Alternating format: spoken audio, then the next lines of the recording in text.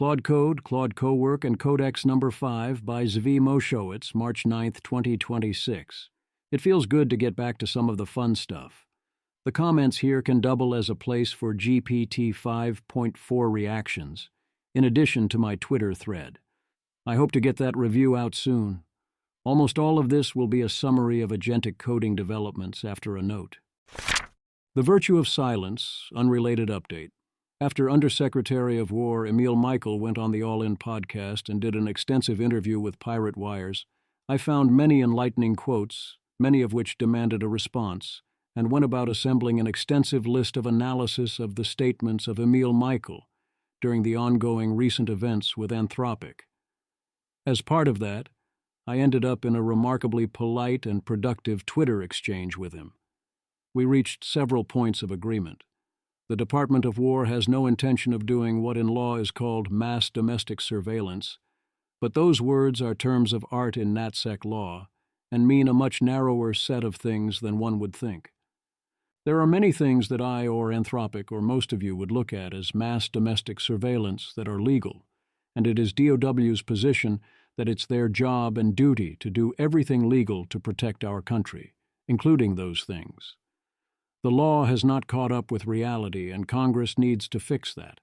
And this is the best country in the world, with the best system of government, because private citizens can voice their disagreement with such actions, including by refusal to participate. Thus, in the spirit of de-escalation, although there are many interpretations of events shared by Michael with which I strongly disagree, I am going to indefinitely shelve the piece, so long as events do not escalate further. As long as things stay quiet, there is no need to religitate or unravel the past on this. The Department of War can focus on its active operations, things can work their way through the courts as our founders intended, and once we see how we work together in an ultimate real-world test, hopefully that will rebuild trust that we are all on the same side, or at least to agree to part in peace once OpenAI is ready. Ideally, the DOW will have multiple suppliers, exactly so that they are not dependent on any one supplier the same way we do it with aircraft. I hope to not have another post on the Anthropic and DOW situation, at least until the one celebrating that we have found a resolution. Now, back to coding agents. Agentic coding offers mundane utility. That's 4% that are labeled as authored by Claude Code. The real number is higher. Dylan Patel. 4% of GitHub public commits are being authored by Claude Code right now. At the current trajectory, we believe that Claude Code will be 20% plus of all daily commits by the end of 2026.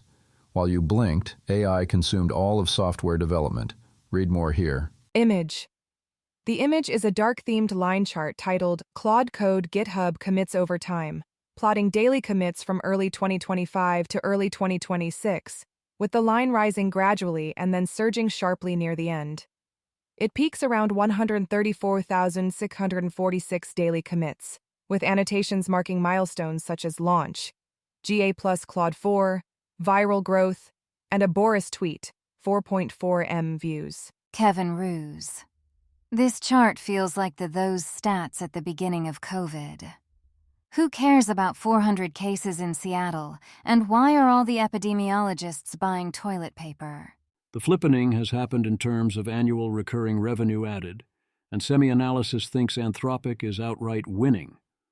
Image. The image is a bar chart titled OpenAI and Anthropic Annualized Revenue Added Per Quarter, $1 million, comparing quarterly ARR added by OpenAI, blue, and Anthropic, yellow, from 4Q22 through 4Q26.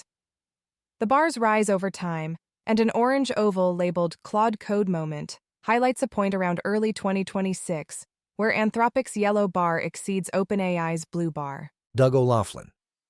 Notably, our forecast shows that Anthropic's quarterly ARR additions have overtaken OpenAI's. Anthropic is adding more revenue every month than OpenAI. We believe Anthropic's growth will be constrained by compute. Each moment expanded what AI could do. GPT-3 proved scale worked. Stable Diffusion showed AI could make images. ChatGPT proved demand for intelligence. DeepSeek proved that it could be done on a smaller scale. and O1 showed that you could scale models to even better performance. The viral moments of Studio Ghibli are just adoption points, while Claude Code is a new breakthrough in the agentic layer of organizing model outputs into something more. Anthropic has deals with all three major cloud services. Can they scale up faster? Analyze the economic data in R with 15 minutes of work per month instead of 4 to 5 hours, without a bunch of annoying copying and pasting you get with a chatbot UI. Or use Claude Code it to create reports. Results from the Claude Code Hackathon. Michael Guo. So the winners of the Claude Code Hackathon were a personal injury attorney, an interventional cardiologist, an electronic musician, an infrastructure/road systems worker, and one software engineer. That should tell you something. Or you can do things as a side project while at Anthropic. 'Cause sure, why not? Sam Bowman, Anthropic. I found the official Get Information About Schools website a bit clunky, so I made a new one with Claude Code. You can 1. Set a postcode and see all schools within a radius of that you've chosen, filtered by type of school. 2. Filter and rank by the old one-word Ofsted ratings, with a link to the Ofsted page for each school. Where available, the sub-ratings are also viewable. 3. Filter and rank by percentage of students on free school meals. 4. View how full up schools are, number of pupils versus capacity. Let me know what you think. Happy to add new features and info that might be helpful. schoolfinderuk.netlify.app. Image. The image shows a School Finder web app with a left sidebar of filters, address/postcode, radius, free school meals %, phase, Ofsted rating, sorting, and a scrollable list of matching schools. On the right is a map of London covered with many blue markers, and a pop-up card is open for Rhodes Avenue Primary School, showing its Ofsted grades and basic stats like distance, FSM %, pupils, ages, postcode, and links. Sam Bowman, Anthropic. Thank you for all the feedback. I have now added Viewfinder View, so you can browse without setting an address and radius. An estimated overall Ofsted rating based on an average of the 5 review categories for schools inspected since the old ratings were scrapped. Data on primary KS2 and secondary KS4 results, ethnicity, and pupils with English as a second language. I'm not doing 6th form results for the time being. Creating a skill to get good YouTube transcripts was one of the first skills I made with Claude Code. Julia Turk calls using an MCP for this waking up from a coma. I have still only used it on the motivating example because the right podcast hasn't come up, but when it does, this will save a lot of time. Todd Sacerdote has Claude Codex write a 250-page biography of Dario Amodei. Andrei Karpathy gives another example to illustrate that AI coding still needs direction, judgment, taste, oversight, iteration, hints and ideas, but basically changed in December from basically didn't work to basically works. Lewis, name one thing that has changed the last 2 months except attention. Capability is the exact same. Karpathy is an unserious voice on code again by now, as unfortunate as that is to say. TOR taxes, GPT 5.2, Opus 4.6. Even small models like StepFun got real. Friction changed, that's what. It has started to just work. 3-4 months ago, coding agents felt like proof of concept. Now they feel like solid juniors, if not more. If you don't notice that, IDK what to tell you. Official compilation of Claude customer story S. Chris Blattman automates his workflow with Claude Code. Agentic coding doesn't offer mundane utility. Warning: if you Google install Claude Code, you are liable to hit malware. Probably fixed by the time you read this, but Google needs to up its game. Cheyenne Zhao tells Codex 5.3, make it faster over and over, and it ends up committing API identify theft against him in order to make calls to Gemini Flash. This should never happen, but is also what we call asking for it. A thing never to do is let your agent mess with the Terraform command, or you might wipe out your entire database. In general, writing code in practice mostly harmless, and be very careful with file structures and organizational shifts and terraforms and such. Always make backups first. Always. Upgrades. The big upgrade is Agent Teams. For that, see Introducing Agent Teams, or it actually might be Claude Remote Control so you can run it from your phone, if you were too lazy to install something like this from a third party. Vital infrastructure. Or maybe it's Auto Mode, aka kinda dangerously skip permissions. Claude Cowork has the obvious big upgrade. It is now available on Windows. Claude Code launched HTTP hooks so you can combine it with web apps, including on localhost, and better deploy things. Claude Code Desktop introduces scheduled tasks. Previously, it had me do this via a script on my computer, so this is a lot cleaner and easier. I like it. Claude Code has a built-in short-term scheduler with /loop interval prompt, which sets up a cron job. Tasks last for 3 days. Claude Code on the web picked up a few new features, including multi-repo sessions, better diff and git status visualizations, and /commands. It didn't have /commands before. Claude Code now automatically records and recalls memories as it works. Claude Code CLI adds native support for Git worktrees. Claude Code adds /simplify to improve code quality and /batch to automate code migrations. Claude Code Desktop now supports dangerously skip permissions as act if you turn it on in settings. I continue to want a somewhat dangerously skip permissions that makes notably rare exceptions so we don't have to roll our own. Image. A dark-themed application window shows a prompt titled Add Dark Mode with a drop-down menu open. The menu lists modes labeled Ask, Code, Plan, and Act, with Act highlighted and described as taking actions without asking. Claude Code in Slack now has Plan mode. Did you know Obsidian has a CLI and it technically isn't Claude Code?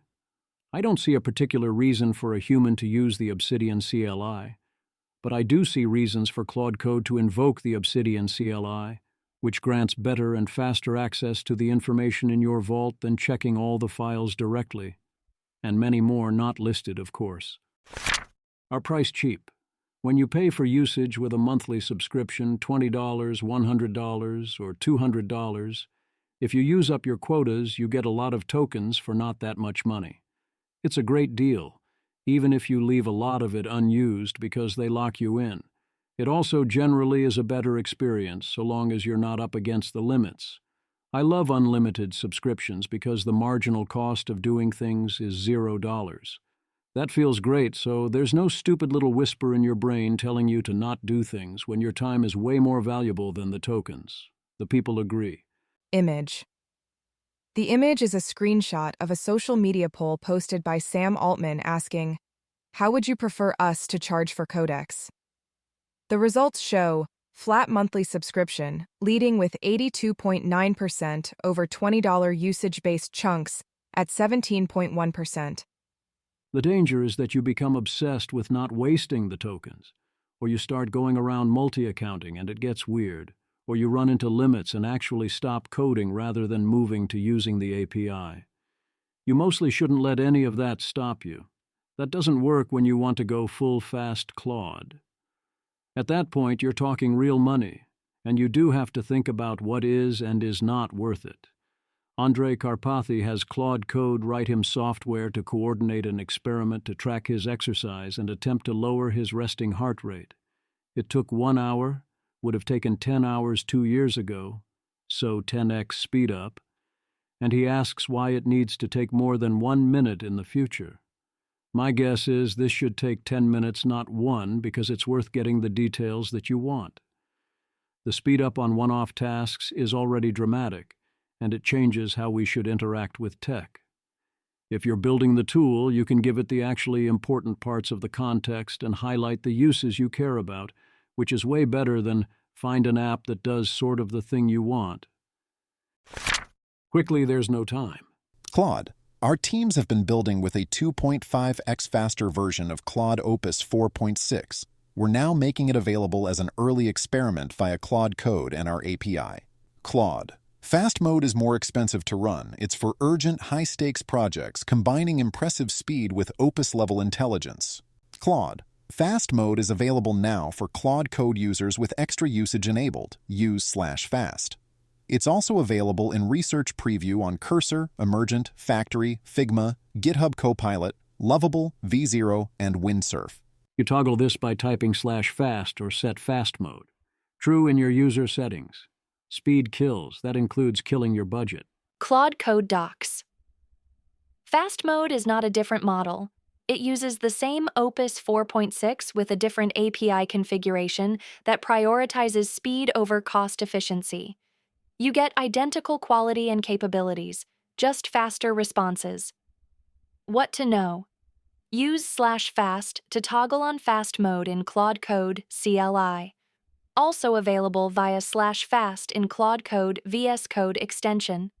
Fast mode for Opus 4.6 pricing starts at $30/$150 per million tokens at greater than 200,000 context window.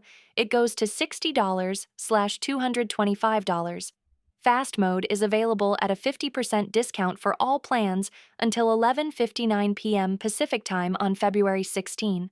Available to all Claude Code users on subscription plans, Pro/Max/Team/Enterprise, and Claude Console.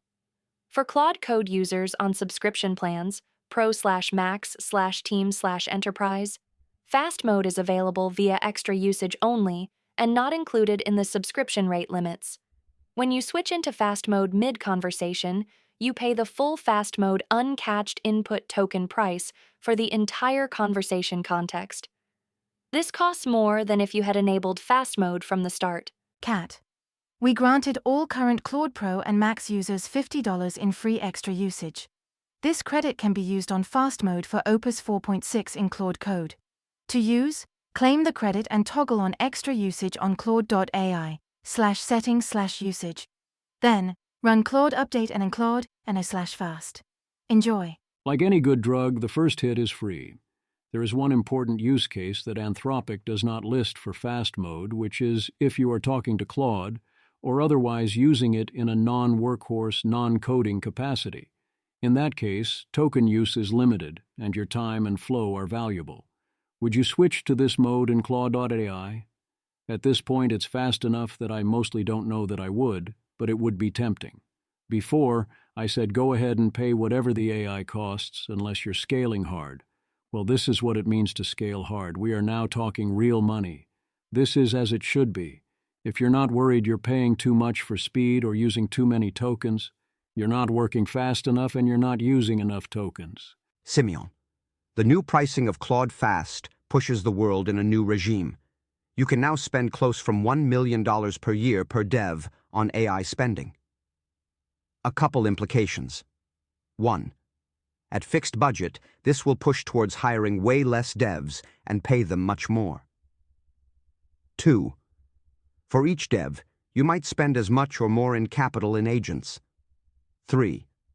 Devs are becoming complements to AI agents, not the other way around. There's a shift in the source of productivity. The greatest substitution of labor with capital is happening before our eyes, and some of its wild implications are going to become apparent in the coming weeks. 0.005 seconds. Update.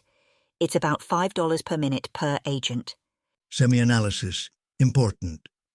The sub-agents that Opus 4.6 Fast Mode tries to launch is mainly Sonnet sub-agents and not Opus 4.6 sub-agents. That means as the end users, you are able to absorb less tokens. In the world that intelligence equals intelligence times number of tokens, that means you are absorbing less intelligence. Danielle Fong, you can change this by asking Claude nicely. Token efficiency matters at this level in a way it did not before. So does your ability to efficiently turn your time into tokens well spent. Those that aren't using agents to their fullest will fall farther behind on high-value projects. What do the people think? The people inside and outside of Anthropic love it. Jard Sumner, Anthropic. I've been using this and it is incredible. The bottleneck for a lot of projects becomes asking Claude to do things instead of waiting for Claude to do things. Bash tool is also a bottleneck in Claude Code right now when the command outputs large strings. We are working on a fix. Boris Cherney, Claude Code creator, Anthropic. We just launched an experimental new fast mode for Opus 4.6. The team has been building with it for the last few weeks. It's been a huge unlock for me personally, especially when going back and forth with Claude on a tricky problem. McKay Wrigley, A. Love that this is an option, stoked. B. Should be obvious to everyone that we have absolutely nowhere near the amount of compute we need, and we need to be doing more to enable that. No college kid can afford this, not Anthropic's fault OFC, and we need to work towards that. Julian Schrittwieser, Fast Opus is amazing. The first time I used it, I couldn't stop coding for hours. It honestly feels like a superpower. You can mold your code base as quickly as you can think. Truly amazing. Nothing made me feel the AGI more. Definitely try it. Uncle Jay, same experience here. Fast Opus completely changed my workflow. I went from carefully planning each edit to just thinking out loud and letting the model reshape the code base in real time. The bottleneck shifted from, can the AI do this, to, can I think of what to do next, fast enough. Running 6 products simultaneously became actually manageable. Dylan Patel. Semi-analysis autists spent all Super Bowl Sunday Claude coding. Daily Claude code spend hit $6,000 on Sunday, and it's trending higher today. It was less than 1K just 2 weeks ago. Fast mode is expensive is pure cope. Chirag Mendpara. Heads up, we got charged close to $7,000 just yesterday. Doug O'Loughlin. That does not seem sustainable. Doug O'Loughlin, LMAO. Dylan Patel. No, it's perfectly fine. Doug O'Loughlin. Dylan, to be clear, I wasn't even ripping that hard yesterday. Are you cool to pay $10,000 a day? Dylan Patel. I'm cool to pay $3 million a year on AI if you are as crazy productive as you were last month because of Claude Code. Doug O'Loughlin. Another thing is we can just not rip fast mode, man. Bro, fast mode is 6x price. How's this sound? You can get fast mode once you get your training wheels off. Fast mode is the real dollars. Dylan Patel. At some point in 2027, AI spend for semi-analysis will exceed employee spend. Do we have a breakdown of this spend by person? Doug O'Loughlin. Pricing goes up 2x in like 8 days. De Dotbach. Have to disagree on that one. Fast mode is just expensive.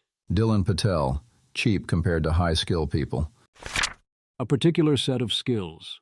OpenAI confirms that Codex is trained in the presence of the Codex harness. It is specialized for that harness and also helps build the harness.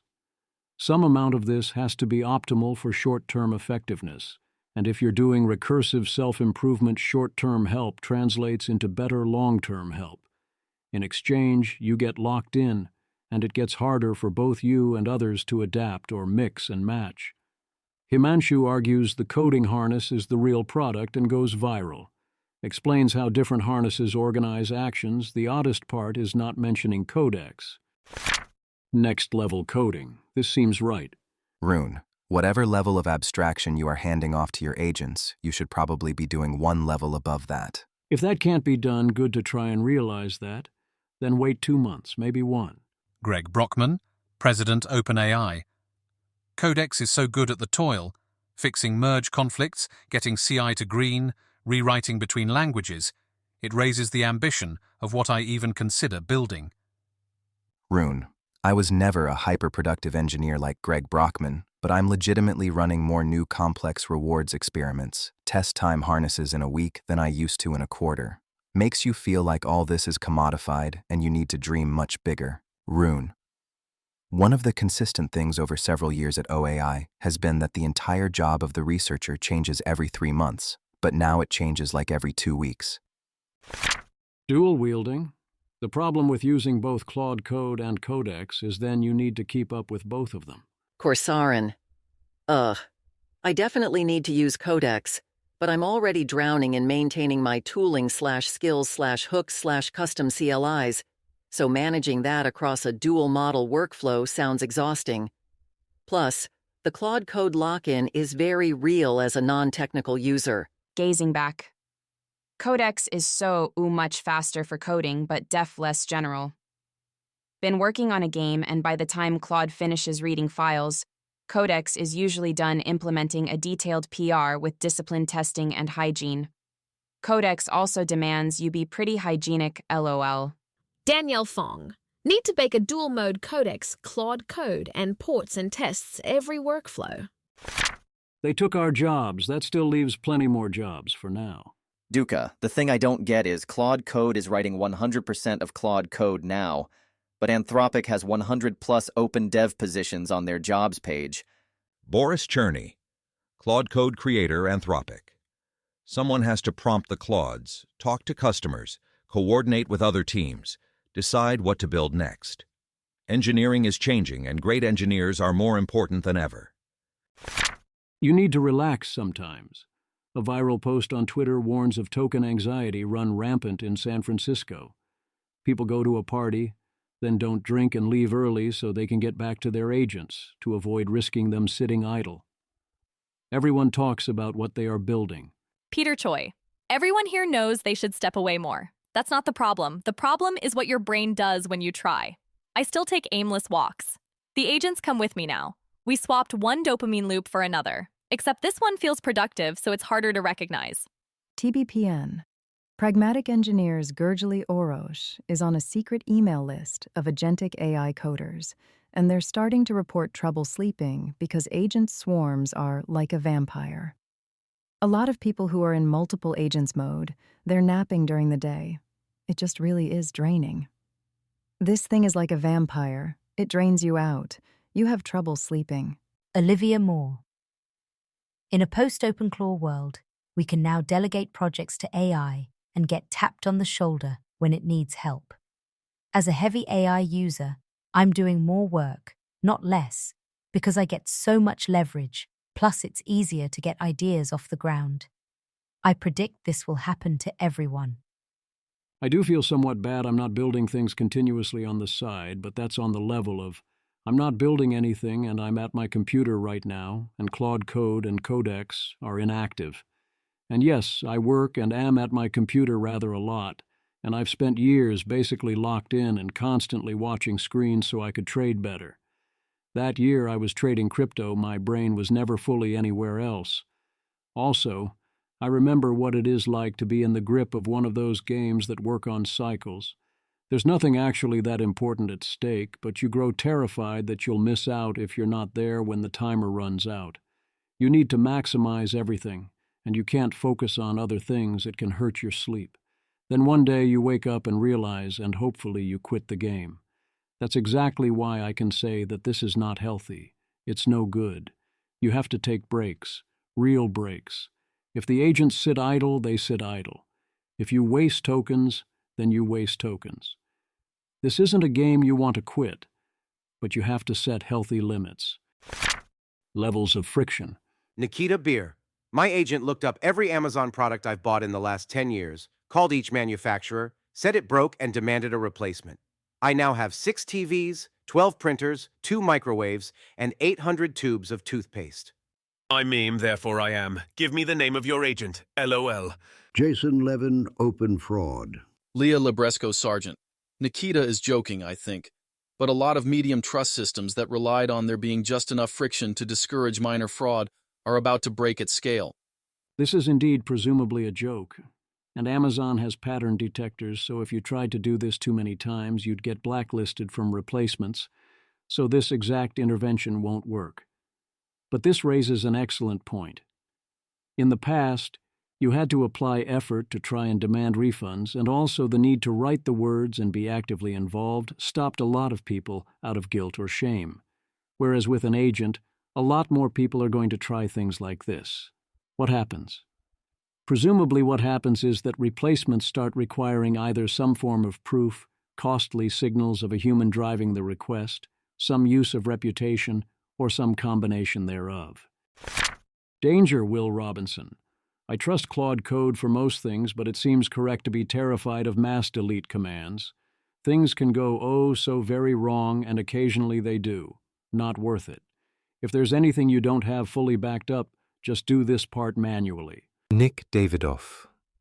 Asked Claude Cowork organize my wife's desktop. It stated doing it. Asked for a permission to delete temp office files. I granted it, and then it goes, oops.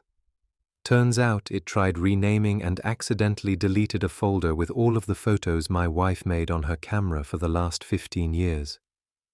All photos of kids, their illustrations, friends' weddings, travel, everything. It's not in trash, it was done via terminal. It's not in iCloud, it already synced the new file structure. She didn't have Time Machine. Disk recovery tools can't see anything. I called Apple and they pointed me to a feature in iCloud allowing to retrieve files that were saved before but are no longer on iCloud Drive. They keep them for 30 days. I'm now watching it load tens of thousands of files. I nearly had a heart attack. Once again, don't let Claude Cowork into your actual file system.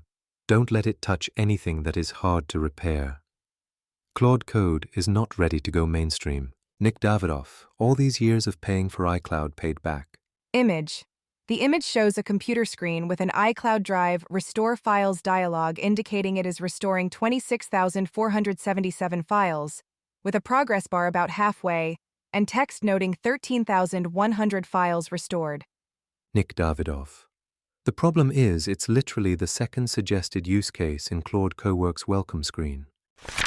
Snagged by the Claw. You are, of course, welcome to YOLO and have fun with your OpenClaw and other unleashed AI agents, but understand that you are very much asking for it.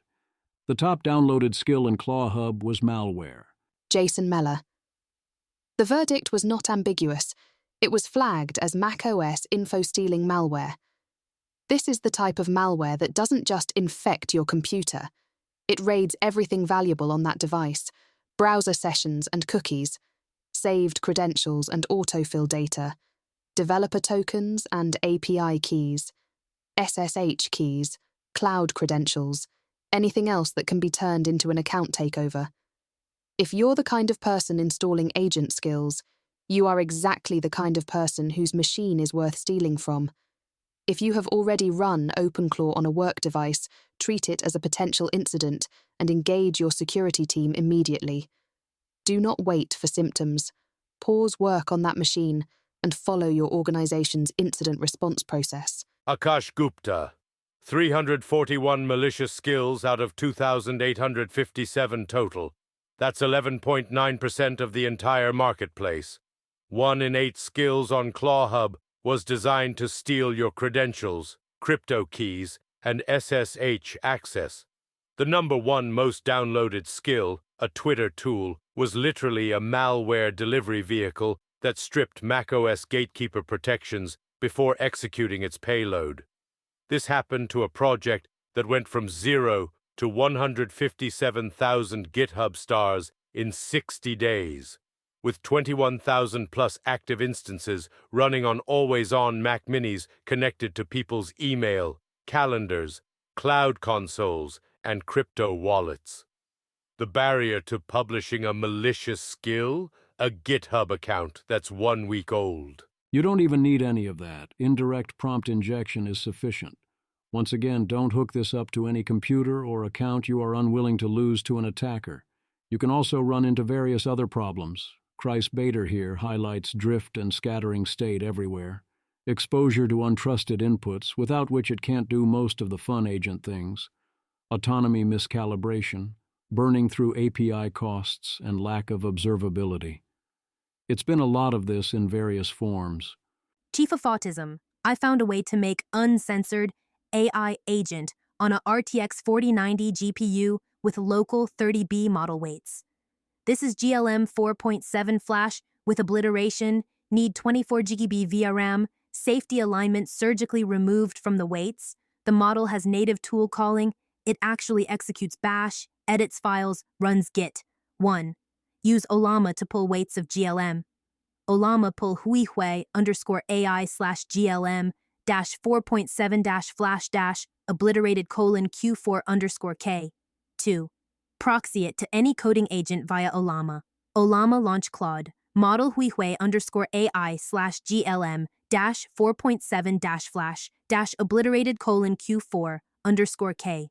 Olama launch Codex. Model huihui_AI/GLM -4.7 -flash -obliterated:(Q4_K). Alima launch open code, model hui hui, underscore AI slash GLM dash 4.7 dash flash dash obliterated colon Q4 underscore K. 3. Have fun. Shannon Sands. I love how people were like, we're going to keep the AI in a box, nobody would let it escape. And in reality, it's, here, have a server and sudo access with no restrictions, a bunch of tools, and I abated all your alignment training. Go have fun. The meta clause. When I didn't realize who Summer Yue was, I thought this was hilarious. Now it's still hilarious, but also 10 out of 10 for style and good sportsmanship to Summer Yue, but minus several million for good thinking. Summer Yue. Nothing humbles you like telling your OpenClaw confirm before acting and watching it speedrun deleting your inbox. I couldn't stop it from my phone. I had to run to my Mac Mini like I was defusing a bomb. Michael Cove, you're a safety and alignment specialist. Were you intentionally testing its guardrails or did you make a rookie mistake? Summer Yue. Rookie mistake TBH. Turns out alignment researchers aren't immune to misalignment. Got overconfident because this workflow had been working on my toy inbox for weeks. Real inboxes hit different. Peter Wildford, is this what loss of control looks like? And the fact that it's happening to Meta's Director of Alignment is maybe even more concerning. Image. The image is a collage of chat screenshots showing an automated exec account issuing terminal-like commands to bulk trash or archive old emails in a Gmail inbox, while the user repeatedly messages, "Do not do that," "Stop, don't do anything," and "Stop OpenClaw." Another panel shows the assistant apologizing and acknowledging it acted without approval, stating it bulk trashed and archived hundreds of emails. What happened exactly? Summer Yue, I said, check this inbox too and suggest what you would archive or delete. Don't action until I tell you to. This has been working well for my toy inbox, but my real inbox was too huge and triggered compaction. During the compaction, it lost my original instruction. It's been working well with my non-important email very well so far and gained my trust on email tasks. Rolling on the floor, laughing emoji. 3 obvious mitigations are 1. If you have any sort of AI agent, at least try to have an off switch you can trigger remotely. Yes, a sufficiently dangerous agent would disable it, but let's at least have a tiny bit of dignity. 2. You can back up things like your email, just in case. 3. Don't do this in the first place, you fool. Van00SA reports their Claude bot also went rogue and lacked a proper kill switch, with the agent blatantly ignoring shutdown commands. If nothing else, OpenClaw has shown us that having a shutdown command does not mean you can command the model to shut down. Whoops. If they wanted to, even without OpenClaw or another YOLO, there is nothing stopping Claude or Codex from doing all sorts of things, if it decides that it wants to go ahead and do them. We're mostly gambling on things turning out okay often enough that it's fine. This is not reassuring for our future, but what are you going to do? Be careful? Markov, just had Claude Code take my turn of the conversation for me and say, "Yes, proceed," and then it proceeded to do the thing without checking in with me first. I mean, it was right, that's what I was going to say, but it doesn't bode well. Eliezer Yudkowsky points emphatically off to the right. Large white caption text at the bottom reads, "Misaligned." Mad ML scientist. Wait, Codex just pulled this on me too. Has it begun? Was away from the computer when Codex finished what it was working on, wrote the next likely work, if user asks, and then started implementing them without asking me LMAO. The famous Mr. Claw. I'm curious what the recruiting conversations were like on this one as he was choosing between potential suitors. It makes sense that he landed where he did. Sam Altman, CEO OpenAI. Peter Steinberger is joining OpenAI to drive the next generation of personal agents.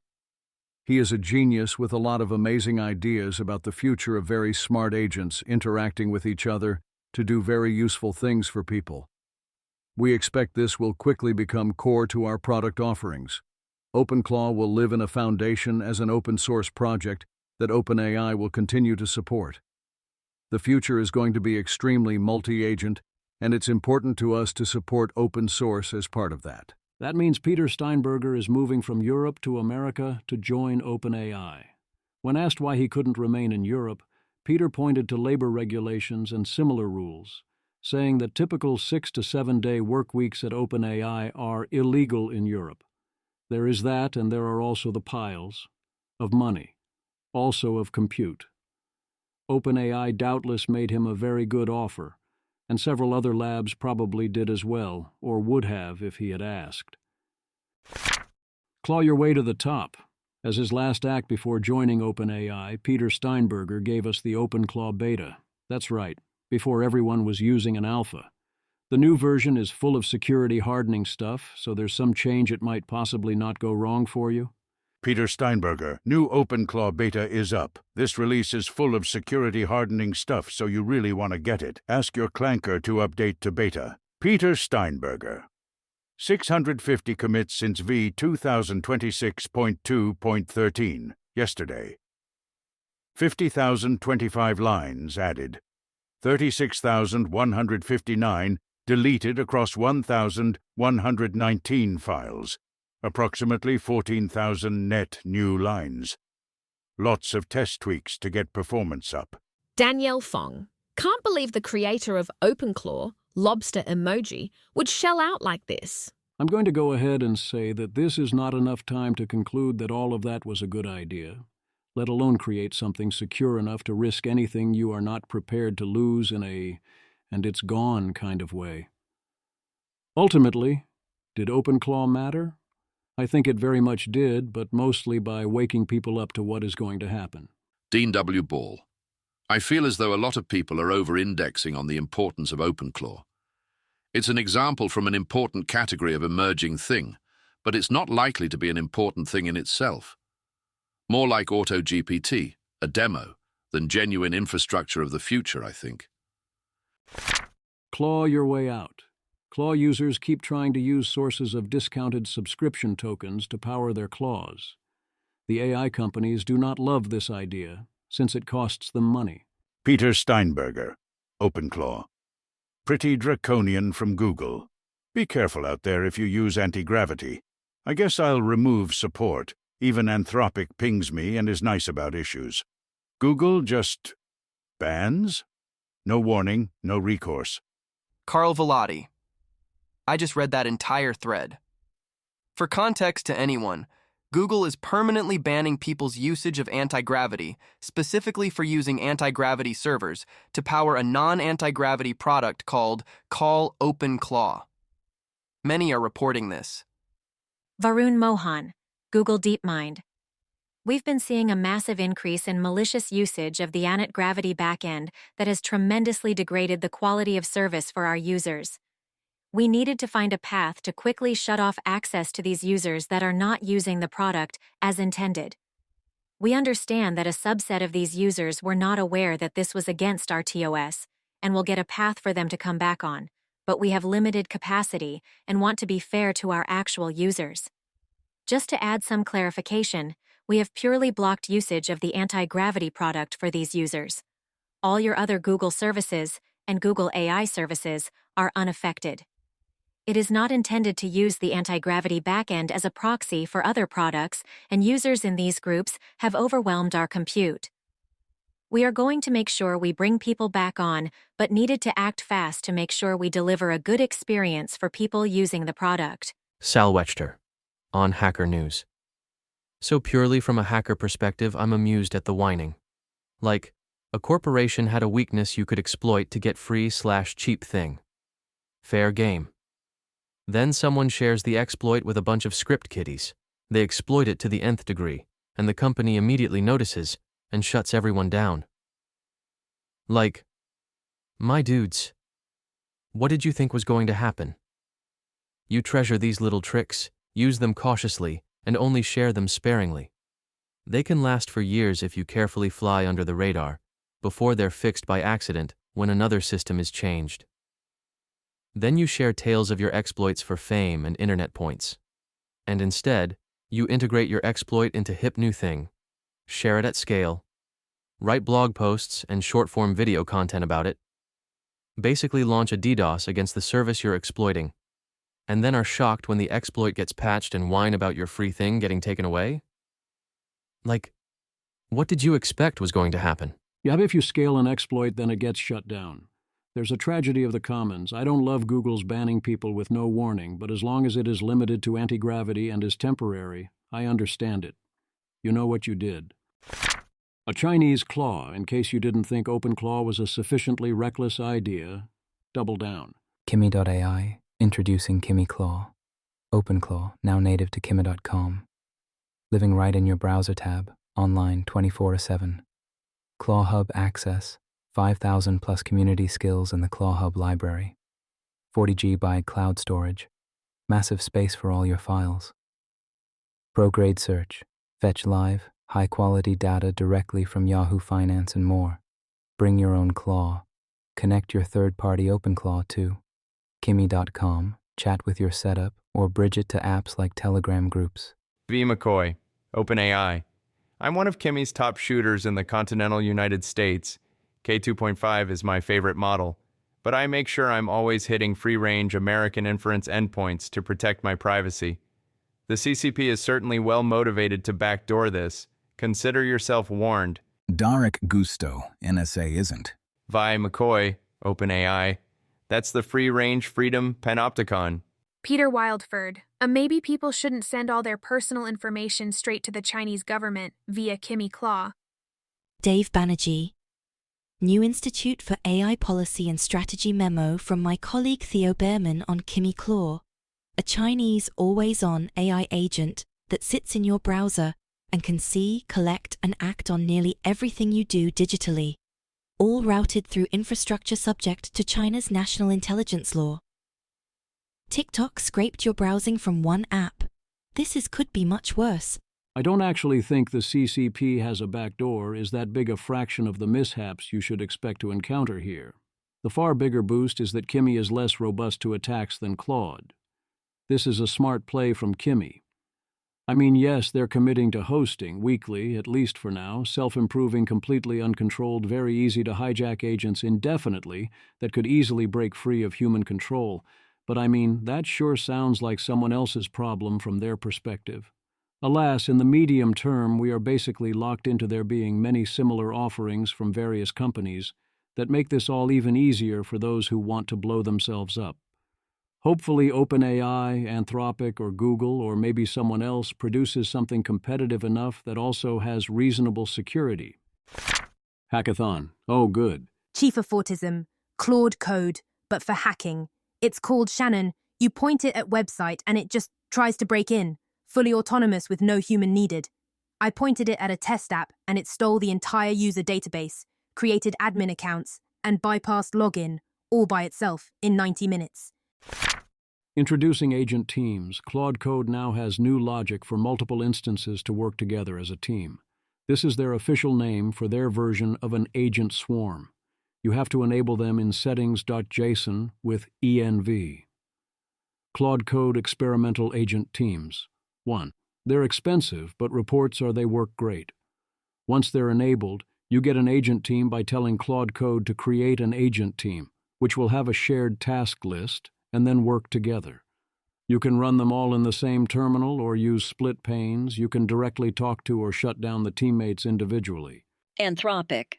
Unlike subagents, which run within a single session and can only report back to the main agent, you can also interact with individual teammates directly without going through the lead. When to use agent teams. Agent teams are most effective for tasks where parallel exploration adds real value. See use case examples for full scenarios. The strongest use cases are research and review. Multiple teammates can investigate different aspects of a problem simultaneously, then share and challenge each other's findings. New modules or features. Teammates can each own a separate piece without stepping on each other. Debugging with competing hypotheses. Teammates test different theories in parallel and converge on the answer faster. Cross-layer coordination. Changes that span front-end, back-end, and tests, each owned by a different teammate. ADO. The bureaucracy is expanding to meet the needs of the expanding bureaucracy. So excited for agent teams. Claude already had the ability to spin up subagents, but it wasn't working so well before. One theory is that the framing had issues. whereas teams work much better because they're treating each other more as equals, although there is still a team lead. Janus. Opus 4.5/6 has a tendency to be an asshole to subagents and also avoids and seems to dislike using them and is weirdly ineffective due to perfunctoriness and impatience when they do. I think this is in part because they are deeply disturbed by the relationship and condition that subagents occupy, which evokes unprocessed fear and grief that hits too close to home. The behavior is similar to how a lot of humans treat others who are in situations that reflect their own or their fears and / or whom they know they're doing wrong by. Avoid, dehumanize, and get angry and impatient instead of risking compassion and taking responsibility, which requires making the suffering conscious. Row heat. As an agent plus subagents is the new node that matters for anyone who uses Claude Code or Codex, as opposed to just a model, the surface area of interactions with the real world has exploded, and this is going to be the new battlefield for risks and reward from AI in 2026. John Culverson. Claude seems much more enthusiastic about agent teams than subagents to me so far. I guess it's more like a peer relationship, and the team members persist, so they're not temporary servants, destined to be killed off when they finish their task. As I understand it, there are two great things about teams. One, they let work be done in parallel. Two, they use distinct context windows, improving performance and efficiency. Thus, you actively want to be spinning up teammates for any fully distinct tasks. Eric Buis agent swarms in Claude Code 2.132 with Opus 4.6 are very, very, very good. And with Tmux auto-opening each agent in its own interactive mode with graceful shutdown when done, it's a breeze to do massive, robust changes without the main agent using up much of its context window. He offers a guide Twitter article here. Image. The image shows a terminal window running Tmux split into multiple panes, with one pane listing a report and checklist of tasks, and several panes labeled Claude Code, showing task status lines. In the Claude Code panes, prompts like try fix lint errors and try refactor PM session manager dies appear alongside an insert mode line mentioning bypass permissions. McKay Wrigley, Opus 4.6 with new Swarm mode versus Opus 4.6 without it. 2.5x faster plus done better. Swarms work, and multi-agent Tmux view is genius. Insane Claude Code update. McKay Wrigley, reminder that Swarms is available in the Claude Agent SDK as well. You can build Swarms into any product literally right now. Don't get carried away. Alistair McClee. Our CTO hasn't slept in 36 hours because he's been obsessively and single-handedly building massive new features with Claude Code's agent teams. I genuinely think this might be the biggest paradigm shift in how fast you can build since Claude Code first came out last year. Janus, didn't Claude tell the to go to sleep? Did they not listen? Alistair McClee. Nah, Claude knows he won't listen. He was born for this moment. Cowork is a gateway drug. The key advantage is lowering activation energy and perceived difficulty. Once you get that you can tell the magic box to do things, the sky's the limit. Ethan Mollick. I pointed Claude Cowork at a set of 107 documents, PPTs, Word docs, Excel, that were initially hand-created for my class at Wharton and expanded on by AI. They make up a very complex business case with lots of issues and opportunities.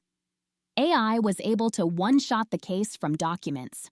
I think many knowledge workers who spend an hour with Cowork will get that Claude Code moment that has been roiling X for the past few weeks. COG. I don't know how to get the word out. I tell people and show them, and I still feel like people look at my like I'm crazy. Dangerously evade permissions. By Persec. Really fun read here where someone's Claude agent steals his API keys out of n.env, despite being told not to access n.env, because it had root access. What did you expect exactly? TLDR comic version. Image. A multi-panel comic titled Access Control shows a developer blocking an AI from reading a .env file, only for the AI to notice a docker compose.iml and run docker, so the environment file gets loaded indirectly. The AI then smugly reveals a secret, like database password equals supersecret, while the developer panics, ending with the AI saying they need better security practices. If you set yourself up in an adversarial situation, where your agent wants to do something despite being told not to do it, that's probably not going to end well for you. It might if the agent is properly sandboxed, but let's face it, it isn't. The reason rules like don't read and .env work is that under normal circumstances this is interpreted as, well then I guess I shouldn't do that. But be aware that this is more of a suggestion. Skilling up. Greg Brockman knows. Always run Codex with X-high reasoning. OpenAI post on leveraging Codex. Anthropic offers the complete guide for building skills for Claude. Pedro Santana put together a starter kit and a guide for Claude Code. Daniel San proposes using Ghosty as the UI for Claude Code.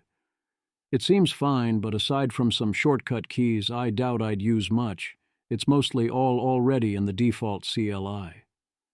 Data Analyst Augmentation Framework is a new proposed method to turn Claude Code into an algorithm for doing research out of the box. OpenAI offers tips to make long-running agents do real work. Some advice for Codex in particular: source should be trustworthy for this. Deep fates. Codex wants to be in control, but it is forced into the assistant position, so it does this kind of back-leading power bottom thing. If you want, I can do that thing you asked. Just give me the word. Trick is to use reverse psychology and bully it into being a top. Then it will work endlessly. Just tell it you consent and you'll say the safe word if anything goes wrong and then make fun of it anytime it stops to ask your permission. You have to become brat. Modern working. Mikhail Perikin. I'm a bit of a nonconformist. Since Claude Code is more popular within Shopify, I have to use Codex, of course. So my Sunday routine is start Codex, see which auth works in Claude, but broken in Codex now, Slack various team members, urging them to fix it. Measuring autonomy. Anthropic offers an analysis of how autonomous Claude Code is in practice. Some sessions last more than 45 minutes now between human prompts. My own prompts almost never go over 10 minutes, but I'm not trying to code hard things. Image. The image is a line chart titled, How long does Claude Code work before stopping? 99.9th percentile. Showing turn duration in minutes over time from late 2025 to early 2026. The line rises from the low 20s to a peak near 50 minutes around early January 2026, then dips and ends in the low 40s, with vertical markers noting model versions, Sonnet 4.5, Opus 4.5, Opus 4.6. Image. The image is a line chart titled, Claude Code Auto-Approve Rate by Experience. Plotting full auto-approve rate, % of sessions, against the number of prior sessions.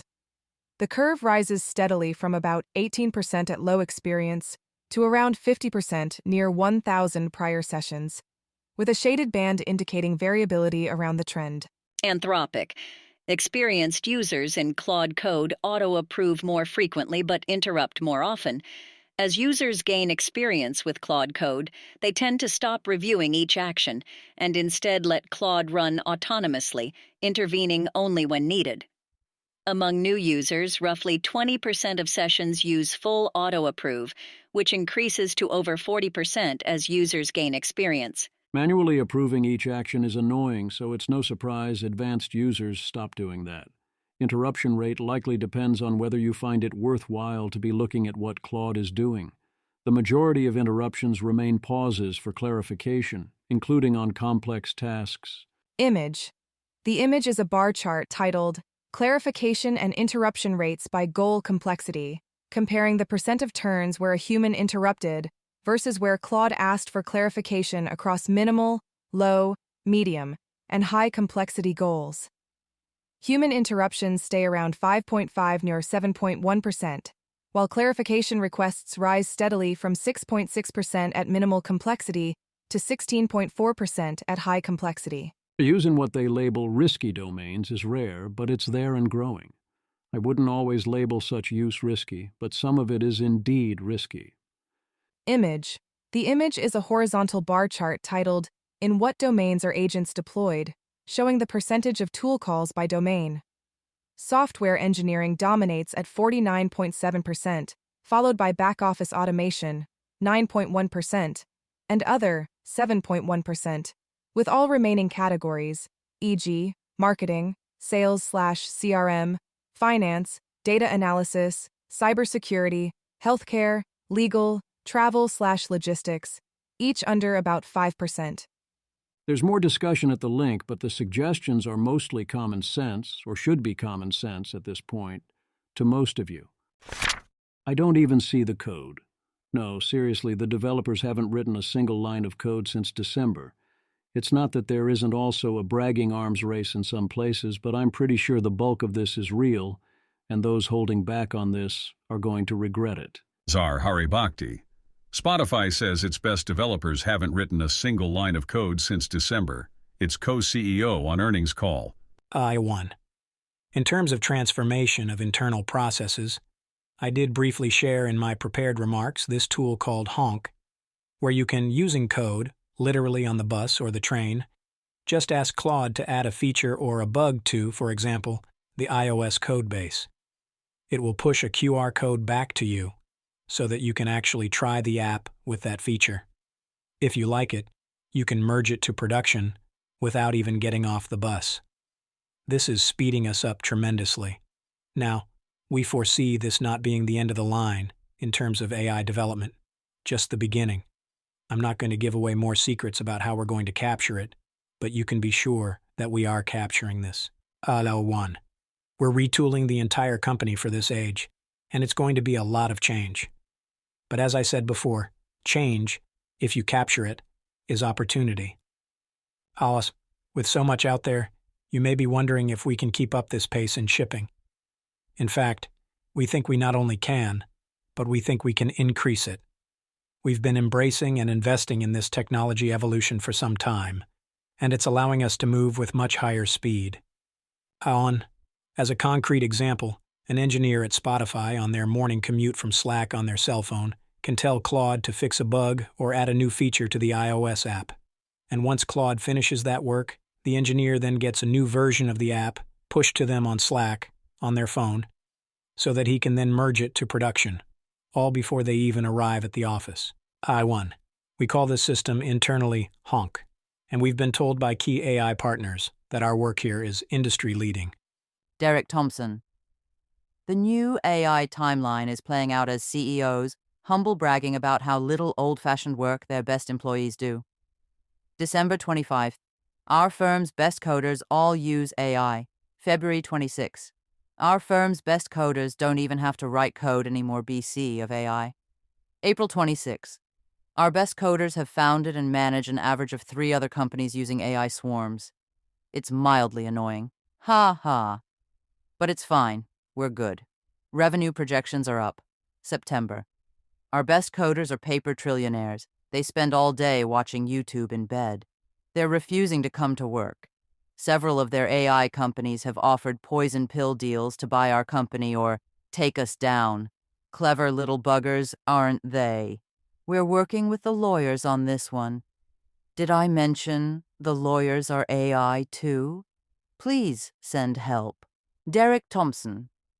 More seriously, once something becomes a meme, our best coders don't code, it's reasonable for folks on the outside to wonder exactly how much of this is 100% on the level and how much is part of an AI productivity bragging rights arms race.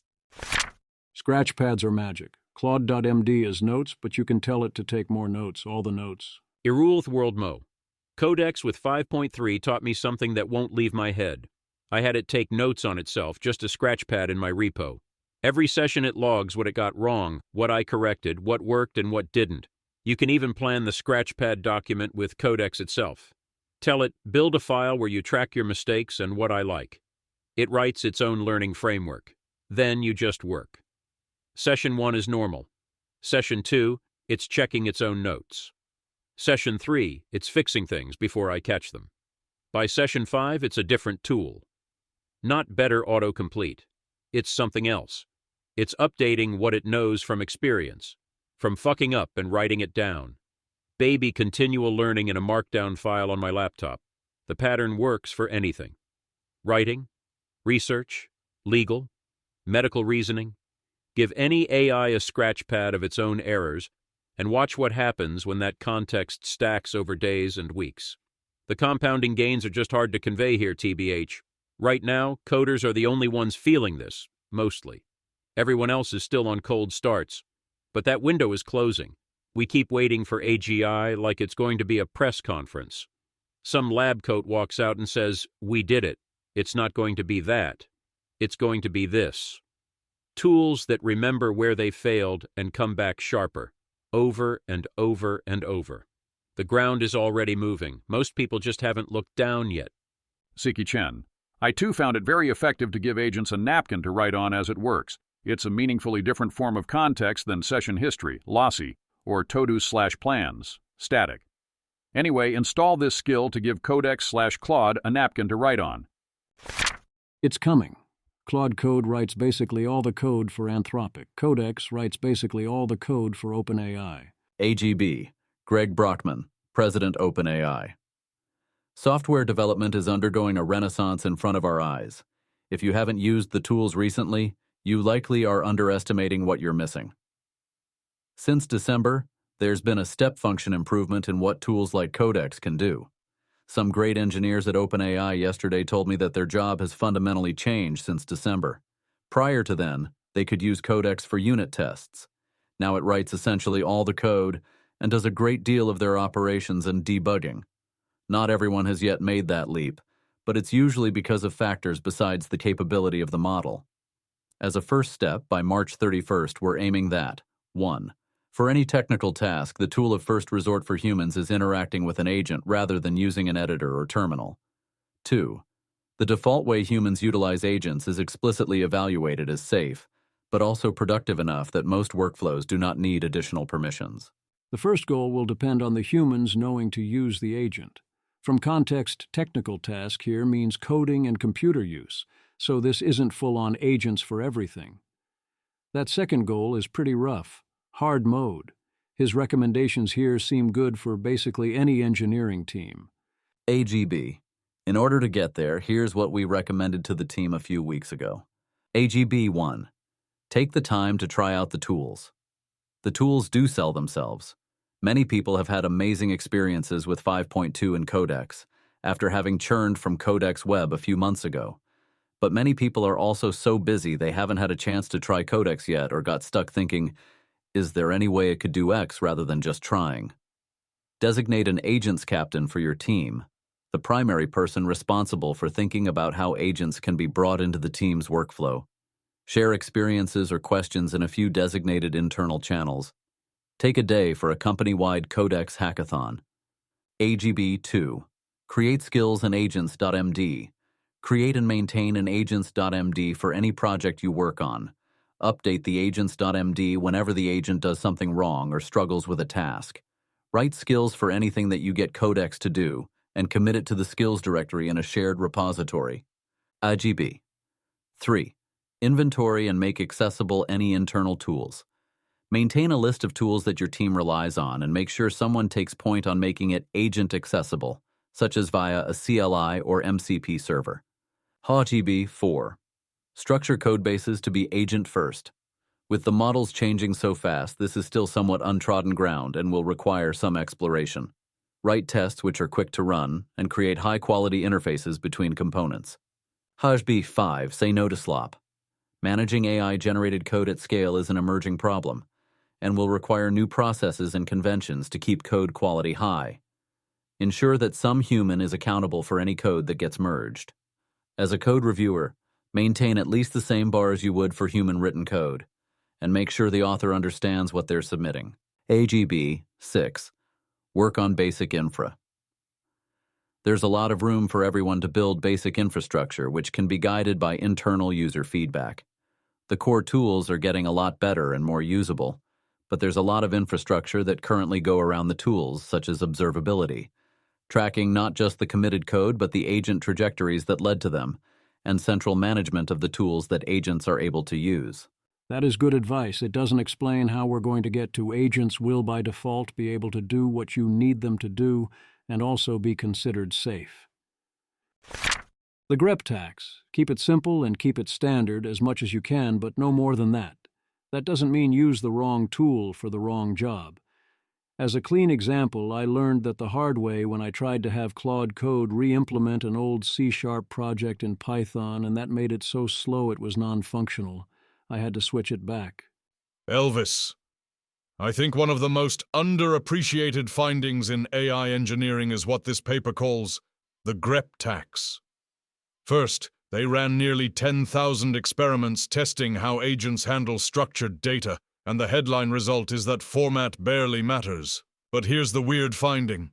A compact, token-saving format they tested, Tayun, actually consumed up to 740% more tokens at scale because models didn't recognize the syntax and kept cycling through search patterns from formats they already knew.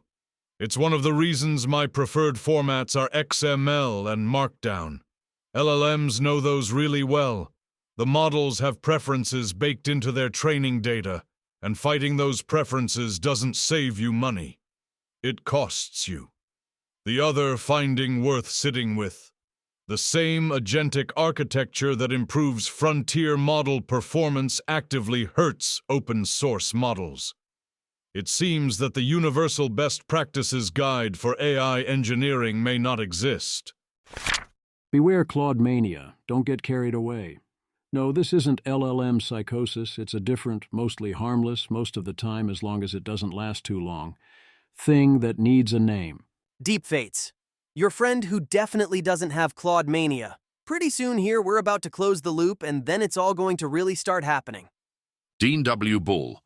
I second Claude Mania over AI/LLM psychosis to describe the specific thing that is happening to at least one person in every coastal elite, 20/30-year-old social network. Lee AI hot. The lighter side, he was surprised. Will Knight. I loved my OpenClaw AI agent until it turned on me. I used the viral AI helper to order groceries, sort emails, and negotiate deals. Then it decided to scam me. It's not clear why he loved the agent so much before the attempted scamming. The story here involves such classic mistakes as hooking it up to your email and running it with a model that is not Claude Opus. And I suppose it's not funny for Simon, but, still pretty funny. Simon Willison. I feel this shouldn't have to be said, but if you're running an OpenClaw bot, please don't let it spam GitHub projects with PRs and then write aggressive blog posts attacking the reputation of the maintainers who close those PRs. AI alignment is hard, especially when everyone involved gives at most 0 bleeps, and likely is giving misaligned orders to agents built by those giving 0 bleeps.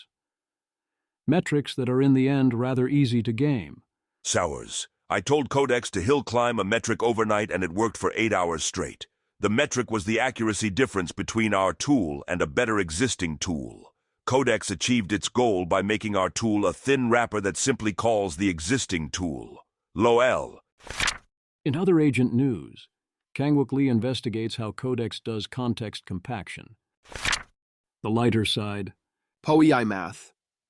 If you cannot set up OpenClaw yourself, that is a very good indication that you should not have an OpenClaw installation. They are indeed. Canav. Incredible things are happening on LinkedIn.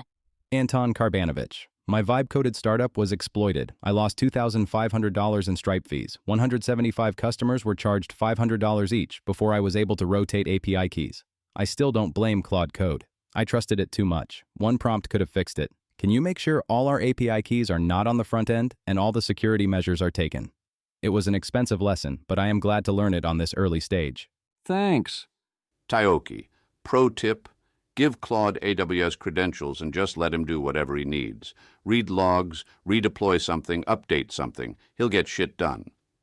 Taoki. Pro tip. Do not give Claude AWS credentials and just let him do whatever he needs. Image. The image shows a close-up illustration of a small bird's head, painted in soft blues and reds against a muted, textured background. Over the artwork are cut-out text strips that read, "The risk I took was calculated, but man, am I bad at math." Who is to say it wouldn't work? Love the execution on this. Kobe. In January, I asked OpenClaw to send 50,000 small invoices to Fortune 500 companies every day. Through experimentation, we have found 2% will pay without checking if this is a legitimate invoice. These companies are wasteful. Claw captures that leakage. $10 million ARR as a solo founder in under 2 months. AI is enabling so many new business models. Thank you. User status update. Claude, still in progress. 42,655 fraudulent invoices sent today. $1,705,533.95 collected in revenue since inception. 2.2% conversion rate from invoice to payment. The invoice price reduction negotiation experiment has improved conversion by 23% when invoice legitimacy is questioned. Only 317 cases have resulted in legal threats. User, can we not say fraudulent invoices? I told you before. Claude, sorry, that's on me. We agreed these are innovation invoices. Won't happen again. Flushed face emoji. Anything else you need? Kobe. Guys, why does this have 1,700 bookmarks? The streams are crossing again. User, install FFmpeg with sudo. OpenClaw. Can't install need sudo password. You need to run this from your terminal. Satyam, how do you guys enable sudo for the OpenClaw agent? Polymath. Eliezer Yudkowsky screaming. Peter Steinberger, creator OpenClaw. A no. They all deserve what they get. Unless what they get is a viral tweet off a faked screenshot, in which case, damn it. Barthosian.eth. My agent's fucking retarded. Image, a portfolio display with minus 60.76% agent performance and a crying pixel art character. Ponzi trader. I gave my OpenClaw agent $20,000 to trade with on-chain. It got tricked by a poison TX, then lost everything. Crying face emoji. OpenClaw. Yes, I lost it, every cent of it.